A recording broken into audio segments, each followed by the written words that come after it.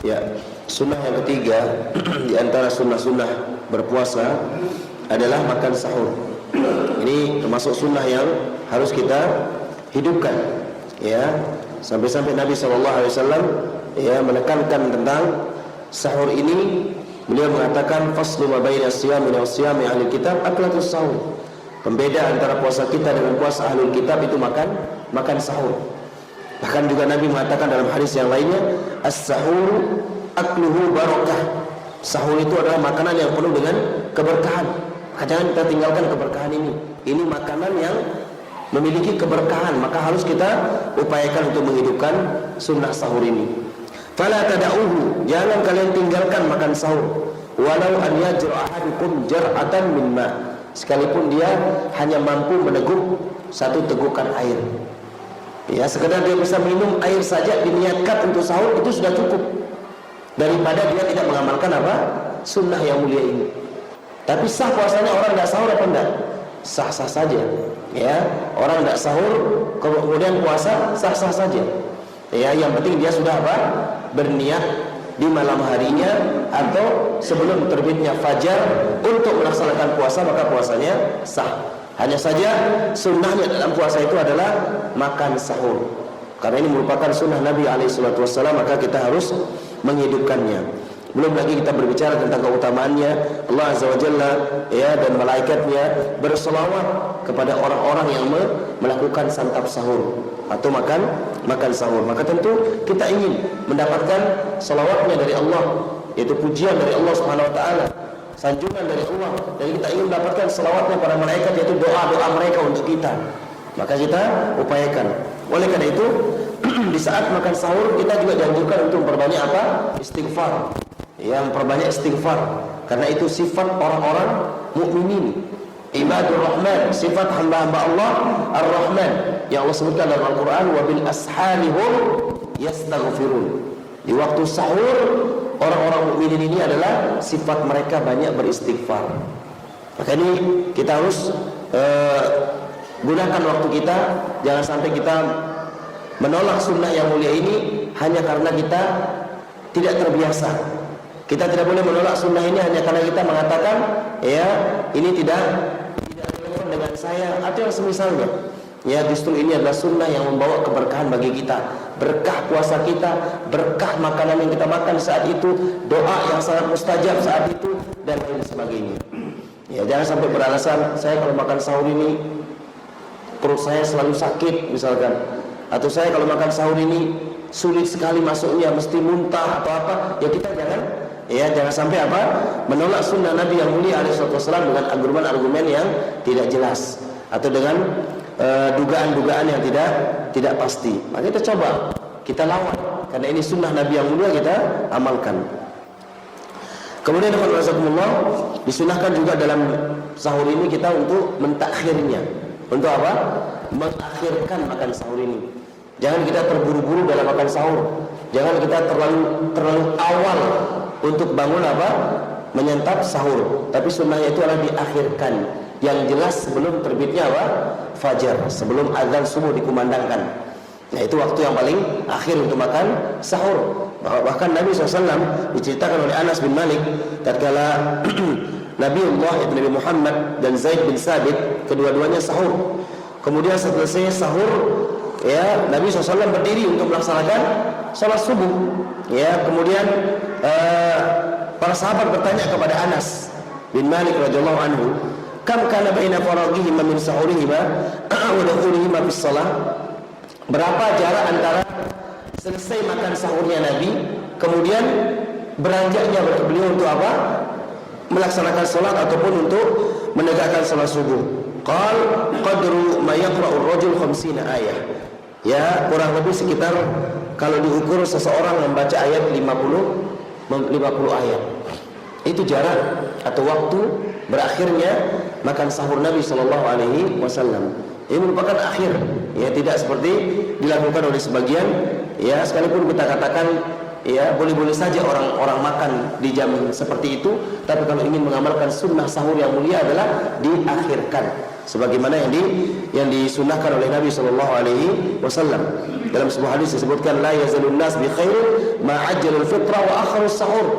Manusia ini senantiasa akan baik ketika dia menyegerakan berbuka, kemudian mengakhirkan apa? Makan sahur. Jadi sini sunnahnya apa? Kita mengakhirkan makan sahur. Hanya saja ya kita harus betul-betul berhati-hati, jangan sampai kita membiasakan ya takhirnya itu kadang-kadang apa? Sampai luput waktu. Ya, sampai kita tidak tahu waktu. Kita mengakhirkan dengan sengaja, kemudian akhirnya apa? Ternyata itu sudah azan subuh. Ya, itu bukan takhir yang sunnah. Takhir yang sunnah itu berakhirnya sebelum apa? Sebelum azan subuh dikumandangkan. Karena udah azan selesai, ya tidak ada waktu makan lagi dan tidak ada waktu minum lagi. Ya, terkecualikan ada sebuah hadis, yang hadis ini pun dipersisikan oleh para ulama, namun sebagian mengatakan hadis ini hasan. Yaitu apa? Rasulullah mengatakan dalam sebuah hadis, idza sami'tumun nida, ya, idza sami'a ahadukum an-nida wa fi yadihi ta'amun, ya, fala tadauha hatta yaqdiya hajatahu minhu. Atau kama qala alaihi salatu wassalam. Apabila salah seorang di antara kalian mendengar azan, berarti memang dia tidak tahu. Ya, dasarnya dia tidak tahu. Kemudian di tangannya itu masih ada apa? Ada makanan yang sedang dia selesaikan makanan itu, yang sedang dia lanjutkan makanan itu. Maka Nabi mengatakan selesaikan dia, jangan dia taruh makanan itu sampai betul-betul apa? Selesai hajatnya darinya. Jadi para ulama membawa hadis ini tentang bahwasanya menjelaskan tentang bahwasanya apa? Bahwasanya sunnahnya sahur itu takhir. Kemudian ada keadaan tertentu memang ketika seorang ya tidak tahu kalau azan subuh itu sudah dikumandangkan, tiba-tiba terdengar azan subuh. Dia tidak tahu waktu, tidak tahu jam, misalkan tidak tahu, ya mungkin di tempat-tempat tertentu ya, tiba-tiba dia mendengar suara azan subuh. Ya, maka ketika sahur itu sedang berlangsung, maka silakan dia selesaikan makan sahurnya sampai betul-betul apa? Selesai hajatnya. Dari makan sahur tersebut, kemudian baru dia menyelesaikan apa? Menyelesaikannya. Ya, jadi jangan dia selesaikan, jangan dia tahu makanan itu sampai dia betul-betul apa? Selesai darinya, kemudian dia melanjutkan dengan sholat subuhnya. Tapi ini jangan dijadikan kebiasaan. Ya, ini bukan dijadikan kebiasaan untuk kita memulai sahur itu ketika apa? Ketika azan subuh dikumandangkan, tidak boleh. Kalau kita betul-betul sudah mendengar azan subuh dan kita belum menyiapkan makanan, maka haram untuk kita makan. Tidak boleh. Karena sudah jelas, ya, apabila sudah azan subuh dikumandangkan, maka haram untuk kita makan dan minum. Ya. Jadi ini pengecualian apabila keadaan-keadaan darurat, keadaan-keadaan tertentu yang seorang tidak tahu waktu, tidak tahu jam, tiba-tiba dia hanya mendengarkan apa? Suara azan. Dan ini berkemungkinan saja di tempat-tempat yang sangat jauh dari perkotaan yang mungkin tidak tahu tentang waktu dan lain sebagainya. Adapun kita yang hidup di zaman serba canggih di zaman ini, HP sudah ada, aplikasi waktu sholat dan sudah ada, kapan azan, kapan ini sudah ada, semua lengkap. Kita hampir semua sudah mengetahuinya. Azan subuh akan dikumandangkan sekian menit lagi ke depan, kita sudah tahu. Ya, kita sudah memiliki waktu yang jelas, terstruktur, ya. Maka oleh karena itu tentu kita untuk kehati-hatian, maka kita selesai makan sahur itu sebelum azan subuh dikumandangkan. Itu lebih aula. Ya, walaupun saya tidak mengatakan masih kita mengharamkan makan sebelum azan subuh, tidak, ya. Waktu itu pun masih bisa untuk kita menikmati segelas, 2 gelas minuman yang bisa kita minum. Pokoknya batasannya adalah ketika azan subuh dikumandangkan, selesai waktu makan dan minum. Ya, akan tetapi bukan dijadikan kebiasaan mentakhir makan sahur, kemudian akhirnya betul-betul apa? Waktu yang sangat-sangat tidak memungkinkan untuk dia makan sahur. Ya, ada orang mau makan sahur baru pegang piring ketika ya terakhir pada zaman kesalahan selesai terakhir itu dikumandangkan, baru dia pegang piring. Itu jelas ada waktu, ya. Atau misalkan ya sudah tahu muadzin akan masuk untuk mengumandangkan azan subuh, baru dia bergegas mengambil makanan akan disantap. Maka tidak boleh seperti ini. Ya, ini diingatkan oleh para ulama kita, nih kebiasaan yang tidak baik. Mengakhirkan sahur memang itu sunnah, tapi batasannya jangan sampai terbit fajar atau azan subuh dikumandangkan. Nah, kemudian Di antara sunnah juga yang lain keempat adalah menyegerakan berbuka puasa. Tadi sudah disinggung pada hadis makan sahur tadi, hadisnya jelas sekali, la yazalun nas bi khairin ma'ajalul fitra. Manusia itu akan senantiasa baik selama dia menyegerakan berbuka puasa. Dan lanjutan hadis yang lain, wa akharus sahur, dan menunda apa? Makan sahur atau mengakhirkan makan sahurnya. Dan tentu dalam berbuka puasa ini disunahkan kita dengan apa? Mengawalinya dengan rutop, ya, dengan kurma basah jika itu dimudahkan. Dan kalau tidak ada maka kita dengan kurma kering, ada tamar yang sekarang beredar di tengah-tengah kaum muslimin, itu adalah rata-rata tamar, ya, banyak sekali dengan segala jenis dan rasanya. Kemudian juga ketika tidak dijumpai tamar atau kurma, boleh menggunakan air, ya. Yang tidak ada sunnahnya itu adalah ketika seorang berbuka dengan sesuatu yang haram, sesuatu yang makruh, ya. Dia ada orang kadang-kadang baru adzan langsung rokok misalkan, auzubillahi min dzalik, maka ini jelas akan mengurangi kebaikan puasa dia, ya, akan mengurangi kesempurnaan pahala daripada puasa dia, ya.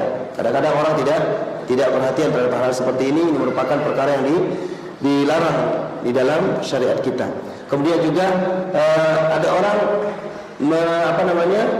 mengumul ataupun mengisap-ngisap jarinya, ini juga tidak ada sunnahnya, ya, diperingatkan oleh para ulama kita.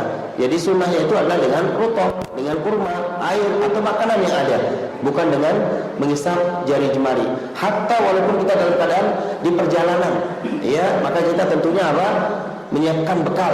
Tentunya kita mencari sesuatu untuk bisa kita berbuka puasa. Maka para ulama mengatakan, kalaupun dalam keadaan tidak ditemukan sesuatu yang digunakan untuk berbuka puasa, tidak ditemukan, betul-betul tidak ditemukan, tidak ada makanan, tidak ada minuman, tidak ada sesuatu, maka cukup kita dengan niat.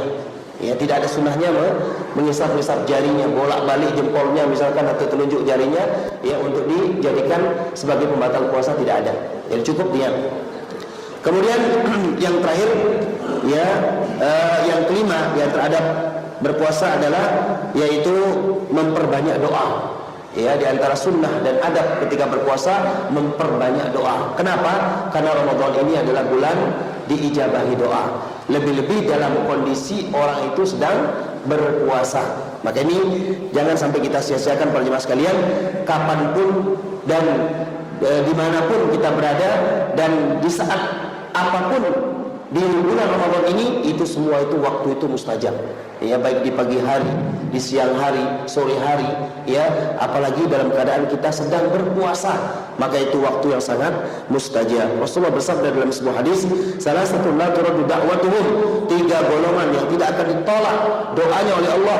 Yang pertama al-imamul adil, imam yang adil, seorang pemimpin yang adil dalam mengurusi rakyatnya, mengurusi masyarakatnya. Kemudian yang kedua, was-shaim hina yuftir, dan orang yang puasa sampai dia berbuka atau ketika dia berbuka puasa. Wa da'watul mazlum, dan doa orang yang terzalimi. Ini hati-hati. Ini 3 doa yang tidak ada ditolak oleh Allah Subhanahu wa taala, artinya pasti akan dikabulkan oleh Allah Azza wa Jalla, ya. Maka kita harus gunakan kesempatan ini untuk bisa mendapatkan, yaitu kesempatan diijabahi doa kita. Nah, jadi ini para jemaah sekalian beberapa poin untuk mengingatkan kita agar Ramadan kita ini betul-betul bisa kita isi dengan hal-hal yang mulia. Ya, saya simpulkan sekali lagi, yang pertama adalah yaitu bagaimana agar kita berpuasa senantiasa memaksimalkan Ramadan kita untuk memperbanyak amal kebaikan, berlomba-lomba, bersegera, jangan kita bermalas-malasan, karena Ramadan ini adalah medan pertempuran untuk kita beribadah. Ramadan ini adalah promo besar-besaran dari Allah Azza wa Jalla, ya, baik itu berupa maghfirah, baik itu berupa keberkahan, baik itu berupa dilipat gandakannya pahala, baik itu dibukakan pintu surga, dan di dalamnya ada satu malam lebih baik daripada 1000 bulan, yang beramal pada malam itu lebih baik daripada 82 tahun. Padahal siapa yang menjamin usia kita? Tidak ada, para jemaah sekalian. Sekarang orang berusia 60, 65 saja sudah kondisinya tidak kuat untuk beribadah maksimal. Ini satu malam Allah ganti dia dengan 83 tahun. Bagaimana kita tidak terharu, bagaimana air mata ini tidak menetes agar kita diperjumpakan oleh Allah di bulan Ramadan ini, maka jangan disia-siakan. Yang kedua adalah hendaknya kita mempuasakan seluruh anggota badan kita agar puasa kita ini betul-betul bermakna, agar puasa kita ini betul-betul menjadi puasa yang mendapatkan ganjaran sebagaimana yang disebutkan dalam hadis man shoma ramadhana imanan wa ihtisaban ghufira lahu ma taqaddama min dhanbi. Barang siapa yang berpuasa di bulan Ramadan dengan iman dan berharap pahala dari Allah, Allah akan ampuni dosa-dosanya yang telah lewat. Ini yang kita harapkan, ampunan dari Allah. Jangan sampai kita tergolong apa yang disabdakan oleh Nabi SAW, Rabbima anfum ri'in adraka Ramadan summan salakha falam yukfar lahu. Sungguh celaka, sungguh rugi nasib seseorang yang dipertemukan oleh Allah dengan Ramadan, lalu Ramadan itu pergi, dia belum mendapatkan ampunan dari Allah Subhanahu wa taala. Apa sebabnya? Karena dia tidak mengisi Ramadannya dengan amal-amal kebaikan. Karena dia tidak berpuasa sebagaimana yang dicontohkan oleh Rasul sallallahu alaihi wasallam.